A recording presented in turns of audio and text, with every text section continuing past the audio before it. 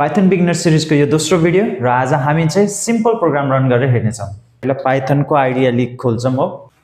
अब यसमा चाहिँ सिम्पल फर्स्टली अब हामीले हेलो वर्ल्ड प्रिन्ट गर्ने छौं है त। हेलो वर्ल्ड प्रिन्ट गर्नलाई चाहिँ हामीले सिम्पली पाइथनमा के लेख्दा हुन्छ प्रिन्ट फंक्सन युज गर्न सक्छौं है। जस्तै प्रिन्ट ब्र्याकेटमा डबल कोटेसन टेक्स्टको लागि हो हेलो वर्ल्ड हो ल हेलो यसो हेलो वर्ल्ड गरिसकेपछि F5 और रनमा गएर क्लिक गर्न सक्छौं है। रनमा गइसकेपछि यहाँ रन मोडलमा F5 सर्टकट की पनि देख्न सक्नुहुन्छ।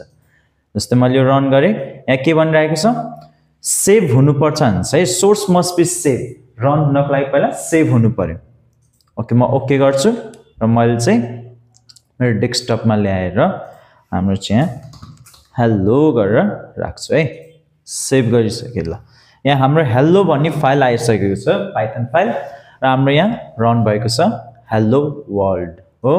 लाइकवाइज अब यसमा मैले के छ हेलो मात्र प्रिन्ट गर्ने हो अनि यसो रन गरेर हेर्न सक्छ। सेभ गरेर हेलो आइरहेको छ हो। अब यसैगरी हामी चाहिँ एउटा सानो कामको भनौं न। जस्तै हामीलाई डाटा चाहिँ रिट्रिभ गर्नु छ हो। डाटा निकाल्नको लागि चाहिँ कुनै रोल नम्बरको आधारमा चाहिँ हामीलाई डाटा चाहिएको छ। अहिले चाहिँ हामी के गर्छौं सर्ट नेम चाहिँ फाइन्ड गर्ने है त। रोल नम्बर इनपुट गरेर नेम चाहिँ निकाल्ने। त्यसको लागि हामी सर्ट कोड लेख्छौं है। जस्तै डाटा भन्ने चाहिँ हामी अहिले एरे बनाउँछौं हो। ल यो चाहिँ हाम्रो सर्ट प्रोग्राम भयो है। त्यो चाहिँ केको लागि हाम्रो नाम चाहिँ रोल नम्बरको आधारमा ल्याउनको लागि हो।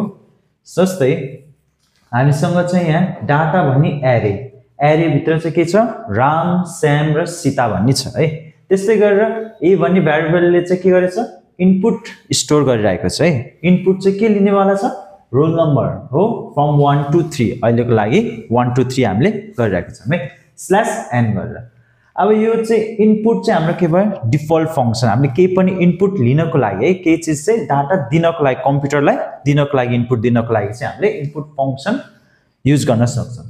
त्यसै गरेर के छ हामीले चाहिँ के गर्छ role equals to int a किनकि यो भेरिएबल हो। अब यसलाई इन्टिजरको उसमा कन्भर्ट गर्नु पर्यो किन कम्पेयर गराउनको लागि है। अब कम्पेयर गर्नको लागि चाहिँ मैले यसलाई a लाई चाहिँ इन्टमा कन्भर्ट गरे र रोलमा स्टोर गरे हो। अब त्यस्तै गरेर के छ हाम्रो अब इफमा चाहिँ के छ 1 less than equals to roll अनि less than equals to len data भनेको छ हो। अब हामी यो बुझ्नको लागि चाहिँ सिम्पली के हेर्नु पर्यो हामीले रोलबाट हेर्नु पर्यो है। हाम्रो रोलमा के छ